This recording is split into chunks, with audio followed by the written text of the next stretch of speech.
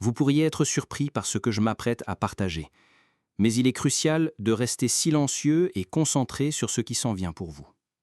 Vous regardez une autre vidéo exclusivement destinée à ceux qui ont été choisis.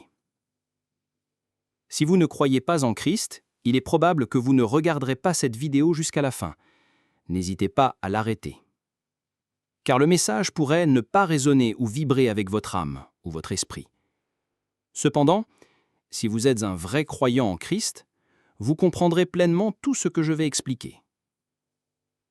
Je me tiens devant vous aujourd'hui, non pas seulement comme un messager, non pas seulement comme une voix, mais comme une flamme. Un feu ardent, inextinguible, qui a été allumé par le souffle même de Dieu. Je suis ici pour allumer un feu en vous, pour réveiller quelque chose qui est en sommeil depuis trop longtemps. Écoutez attentivement, vous les élus, car je m'adresse à vous comme un compagnon d'armes dans cette bataille de la foi. Nous ne faisons pas face à des luttes ordinaires. Nous faisons face à des batailles spirituelles qui détermineront si vous marcherez dans la plénitude de la promesse de Dieu ou si vous échouerez. Non pas parce que Dieu a échoué, mais parce que vous avez laissé le doute voler votre victoire. Maintenant, écoutez-moi, et écoutez-moi bien. Une guerre est menée pour votre destinée. L'ennemi est venu pour vous, non pas avec des épées ou des lances, mais avec des murmures de doute. Le doute est l'arme la plus dangereuse de l'ennemi, car il est subtil. Il ne vous attaque pas directement. Il se glisse dans votre esprit dans les moments de calme, pendant les tempêtes, dans les retards, dans les périodes d'attente. Le doute est un assassin silencieux. Mais aujourd'hui, nous l'exposons pour ce qu'il est vraiment. Un voleur, un menteur, une pierre d'achoppement qui retarde vos miracles, bloque vos bénédictions et vous empêche d'entrer dans la terre promise. Mais aujourd'hui, vous les élus, le doute ne vous retiendra plus. Aujourd'hui, au nom de Jésus, je déclare que le doute s'inclinera devant la foi. Nous allons arracher le doute à la racine. Nous allons le renverser et vous entrerez dans votre victoire avec une audace et une confiance qui feront trembler les portes de l'enfer. Bienvenue à une parole de sagesse. Si vous n'êtes pas encore abonné, allez-y et abonnez-vous, aimez la vidéo et activez les notifications pour rester à jour avec la parole de Dieu. Allons à la parole de Dieu et voyons comment le doute retarde la destinée. Je vous emmène maintenant à Matthieu chapitre 14, versets 28 à 31. Un passage que vous connaissez peut-être bien, mais aujourd'hui nous allons le décortiquer comme jamais auparavant. Dans ce passage, nous trouvons les disciples sur une barque, secoués par les vagues, saisis par la peur. Au milieu de la tempête, Jésus vient à eux, marchant sur l'eau. Et Pierre, audacieux et plein de foi, s'écrie « Seigneur, si c'est toi, ordonne-moi de venir à toi sur l'eau. » Laissez-moi m'arrêter ici un instant. Remarquez ce que Pierre a dit. Il m'a pas dit « Seigneur, si c'est toi, arrête la tempête ». Il n'a pas dit « Seigneur, calme les vents ». Non, il a dit « Seigneur, ordonne-moi de venir à toi ». Pierre n'a pas demandé que la tempête cesse. Il a demandé le pouvoir de marcher à travers elle. Vous voyez, quand vous êtes vraiment choisi par Dieu, vous ne priez pas pour que la tempête s'en aille, vous priez pour avoir la force de marcher par-dessus. Vous ne demandez pas que les problèmes disparaissent, vous demandez le pouvoir de vous tenir au milieu du chaos et de continuer à avancer. Pierre a compris que si Jésus était là, il avait le pouvoir de tout surmonter, même les lois de la nature. Et qu'a dit Jésus? Un seul mot, « Viens ». Et avec ce mot, Pierre est sorti de la barque et a commencé à marcher sur l'eau. Imaginez la scène, les vagues qui s'écrasent, le vent qui hurle. Mais Pierre, il marchait dans l'impossible. Il marchait sur la parole de Dieu. Sa foi était son fondement. Et tant que sa foi tenait bon, l'eau le soutenait. Mais alors quelque chose s'est produit. La Bible dit que Pierre vit le vent. Et quand il vit le vent, il commença à couler. Qu'est-ce qui a changé? La parole de Dieu a-t-elle perdu son pouvoir? Non. Jésus l'a-t-il abandonné? Absolument pas. Alors que s'est-il passé? Le doute s'est insinué. Dès l'instant où Pierre a détourné les yeux de Jésus pour se concentrer sur la tempête, le doute s'est glissé dans son cœur. C'est tout ce qu'il a fallu. Une lueur de doute, un moment d'hésitation, et l'impossible est soudainement redevenu impossible. Vous, les élus, écoutez attentivement. C'est une image de ce qui se passe dans votre vie lorsque vous permettez au doute d'entrer dans votre cœur. Tant que la foi de Pierre était intacte, il pouvait marcher sur l'eau. Mais dès l'instant où il a permis à ces circonstances de parler plus fort que la parole de Dieu, il a commencé à couler. Laissez-moi vous demander aujourd'hui, qu'avez-vous laissé parler plus fort que la parole de Dieu dans votre vie? Quelle tempête vous a fait détourner votre regard de Jésus pour vous concentrer sur les vents? Est-ce le rapport du médecin? Est-ce la difficulté financière? Est-ce la peur de l'échec ou du rejet? Quoi que ce soit, sachez ceci. Le doute tue la foi. Le doute bloque la destinée.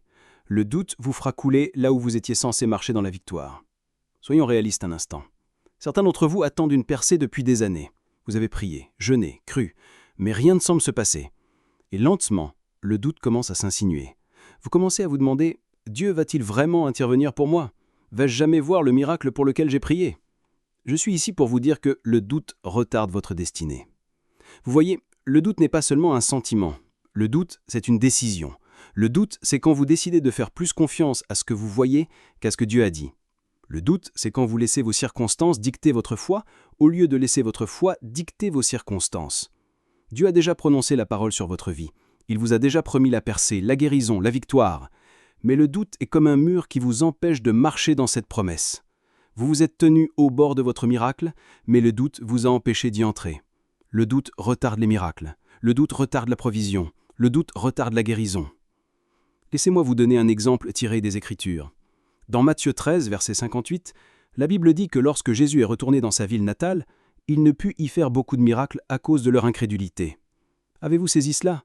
Leur doute les a empêchés de recevoir les miracles qui étaient déjà à leur disposition. Jésus était prêt à guérir, prêt à délivrer, prêt à libérer les gens, mais leur doute a fermé la porte aux miraculeux. Vous, les élus, combien de miracles attendent de l'autre côté de votre foi? Combien de bénédictions ont été retenues parce que le doute vous a empêché de les recevoir? Aujourd'hui, je déclare au nom de Jésus que le doute ne retardera plus votre destinée. Vous n'avez pas été appelé à vivre dans l'ombre des « et si ». Vous n'avez pas été appelé à vous demander si les promesses de Dieu se réaliseront. Vous êtes élus, et la parole de Dieu sur votre vie est oui et amen. De Corinthiens 1, verset 20. C'est accompli, mais vous devez croire. Laissez-moi exposer la stratégie de l'ennemi. Le diable sait qu'il ne peut pas arrêter le plan de Dieu pour votre vie. Il sait qu'une fois que Dieu a parlé, sa parole accomplira ce pourquoi elle a été envoyée, comme le dit Ésaïe 55, verset 11. L'ennemi sait que vous êtes élus, que vous êtes destinés à la grandeur, que votre vie a le pouvoir de secouer le royaume des ténèbres jusqu'à ses fondements. Alors que fait-il? Il sème des scènes de doute. Regardez ce qui s'est passé dans le jardin d'Éden. Le serpent n'a pas attaqué Adam et Ève avec force. Il n'est pas venu à eux avec violence, non. Il est venu avec une question. Dieu a-t-il réellement dit? Genèse 3:1. Cette seule question, juste une graine de doute, a suffi à les faire tomber. Ils ont douté de la parole de Dieu et, par conséquent, ils ont perdu la bénédiction du jardin. L'ennemi fait la même chose avec vous aujourd'hui. Il murmure à votre oreille « Dieu a-t-il réellement dit que tu es guéri? Dieu a-t-il réellement dit que tu es choisi? Dieu a-t-il réellement dit que ta percée arrive? Dieu a-t-il réellement dit qu'il ouvrira un chemin ?» Laissez-moi vous dire quelque chose, vous les élus. L'ennemi est un menteur. La Bible l'appelle le père du mensonge. Jean 8, 44. Chaque parole qui sort de sa bouche est destinée à voler, tuer et détruire. Mais aujourd'hui, nous rejetons les mensonges de l'ennemi, nous rejetons les graines de doute, nous rejetons chaque murmure qui contredit la parole de Dieu sur votre vie. Je veux que vous déclariez ceci maintenant même. Je crois ce que Dieu a dit de moi. Je crois en ses promesses. Je crois en sa parole. Je ne serai pas ébranlé par le doute. Je ne serai pas déstabilisé par la peur. Je me tiens sur la parole de Dieu et je marcherai dans ma victoire. Vous, les élus, je ne saurais trop insister sur ce point. La foi est la clé pour déverrouiller votre percée. La foi n'est pas juste une belle idée, ce n'est pas juste un sentiment. La foi est la chose même qui déplace les montagnes. Matthieu 17, 20. La foi est la monnaie du ciel. C'est une ferme assurance des choses qu'on espère, une démonstration de celles qu'on ne voit pas. Hébreux 11, 1. Laissez-moi vous dire quelque chose. La foi n'est pas logique. La foi ne se conforme pas à la logique. C'est la foi qui fait qu'un homme comme Pierre marche sur eau. C'est la foi qui a fait que Josué marche autour des murs de Jéricho jusqu'à ce qu'il tombe, sans lever une seule arme. C'est la foi qui a permis à David de se tenir devant Goliath, avec rien d'autre qu'une frunde, et de déclarer « Aujourd'hui l'Éternel te livrera entre mes mains ». 1 Samuel 17, 46. Et laissez-moi vous dire ceci. La foi est ce qui déverrouillera les portes du ciel dans votre vie. La foi est ce qui libérera la provision, la guérison, la percée que vous attendez. Mais voici le point. La foi et le doute ne peuvent pas coexister. Vous ne pouvez pas marcher dans la foi et entretenir le doute en même temps. Vous devez faire un choix. Croirez-vous ce que Dieu a dit ou laisserez-vous le doute voler votre destinée? Marc 9, verset 23 dit « Tout est possible à celui qui croit ». Tout. Pas certaines choses, pas seulement quelque chose, mais tout est possible pour celui qui croit. Vous, les élus, je vous appelle aujourd'hui à une foi radicale. Pas une foi faible, hésitante, timide, non, je vous appelle à une foi inébranlable, qui déplace les montagnes, qui marche sur eau, une foi qui ne plie pas face à l'adversité, une foi qui ne se brise pas sous le poids du retard, une foi qui se tient ferme sur les promesses de Dieu, quoi qu'il arrive. La Bible dit dans Romains 4, versets 20 et 21, qu'Abraham, face à une promesse impossible, n'a pas douté par incrédulité au sujet de la promesse de Dieu, mais il fut fortifié par la foi, donnant gloire à Dieu, et ayant la pleine conviction que ce qu'il a promis, il a aussi la puissance de l'accomplir. Pleine conviction, c'est le genre de foi que Dieu vous appelle à avoir, pleinement persuadé que Dieu fera ce qu'il a dit qu'il ferait, pleinement persuadé que même si la tempête rage, vous ne coulerez pas, pleinement persuadé que la promesse est en chemin, même si elle n'est pas encore arrivée. C'est le genre de foi qui émeut le ciel, c'est le genre de foi qui libère les miracles, c'est le genre de foi qui vainquiert le doute et vous fait entrer dans votre victoire. Maintenant, vous vous demandez peut-être « Comment puis-je renforcer ma foi? Comment puis-je surmonter le doute quand il semble m'entourer de toutes parts ?» Laissez-moi vous donner 3 clés puissantes pour surmonter le doute et marcher dans une foi inébranlable. 1. Restez enraciné dans la parole de Dieu. Romains 10, verset 17 dit « La foi vient de ce qu'on entend, et ce qu'on entend vient de la parole de Christ. » Si vous voulez grandir dans la foi, vous devez vous nourrir de la parole de Dieu. Vous devez méditer sur ses promesses jour et nuit. Plus vous vous immergez dans la parole, moins le doute a de place pour s'enraciner. 2. Fixez nos yeux sur Jésus. Tout comme Pierre, tant que vos yeux sont fixés sur Jésus, vous marcherez sur l'eau. Mais dès l'instant où vous commencez à regarder les vents et les vagues, le doute s'insinuera. Gardez votre regard fixé sur Jésus, l'auteur et le consommateur de votre foi. Hébreux 12, 2. Quoi qu'il arrive autour de vous, gardez les yeux sur lui et vous ne tomberez pas. 3. Entourez-vous de bâtisseurs de foi. Faites attention aux voix que vous autorisez dans votre vie. Entourez-vous de personnes qui parlent la vie, qui vous encouragent, qui vous rappellent les promesses de Dieu. Évitez ceux qui sèment des graines de doute et d'incrédulité. Le fer aiguise le fer, Proverbe 27, 17. Alors assurez-vous de marcher avec ceux qui aiguisent votre foi, pas ceux qui l'émoussent. Vous, les élus, aujourd'hui est le jour. C'est le moment de rejeter le doute et d'entrer dans votre victoire. L'ennemi n'a plus de pouvoir sur vous, le doute n'a pas sa place dans votre cœur. Vous êtes élus, vous êtes oints et vous marchez dans la plénitude des promesses de Dieu. Aujourd'hui, vous marcherez sur l'eau. Aujourd'hui, vous verrez les murs de Jéricho tomber dans votre vie. Aujourd'hui, vous déclarerez « Je suis pleinement persuadé que mon Dieu fera ce qu'il a promis ». Plus de retard, plus d'hésitation. La parole a été prononcée sur votre vie. Maintenant, il est temps de croire. Levez-vous, vous les élus. Marchez dans la foi, marchez dans la puissance, marchez dans votre victoire. Lorsque vous recevez ce message, ne le laissez pas simplement émouvoir votre cœur pour ensuite s'éteindre. Laissez-le vous pousser à l'action. Partagez ce message avec d'autres qui ont besoin de l'entendre. Il y a d'innombrables âmes qui luttent sous le poids de leur rappel, qui se battent en silence et se demandent si leur foi en vaut la peine. Soyez la voix qui leur rappelle que Dieu les voit, qu'il honore leur foi et que la récompense est en chemin. Si ce message a touché votre cœur, prenez un moment pour commenter « Amen », affirmant que vous êtes en accord avec la parole de Dieu. Que ce soit votre déclaration de foi, un pas audacieux pour embrasser le coup et faire confiance à Dieu pour la récompense. Chaque « Amen » n'est pas simplement un commentaire, c'est une déclaration de croyance, une proclamation que vous êtes choisi par Dieu et prêt à marcher dans la plénitude de votre foi. Et pour ceux qui se sentent appelés, abonnez-vous et continuez ce voyage avec nous. Dieu parle puissamment en cette saison et vous ne voulez pas manquer les paroles qu'il libère pour fortifier, encourager et élever ceux qu'il a choisis. Lorsque vous vous abonnez, vous entrez dans une communauté de croyants qui se sont engagés à vivre leur foi ensemble, à se soutenir mutuellement à travers les tribulations et à célébrer les victoires que Dieu apporte. Enfin, je vous encourage à partager ce message. Ne gardez pas le feu pour vous. Répandez-le afin que d'autres puissent être enflammés par la vérité de la parole de Dieu. Beaucoup ont besoin de cet encouragement. Beaucoup ont besoin qu'on leur rappelle que leur petite foi peut déplacer des montagnes.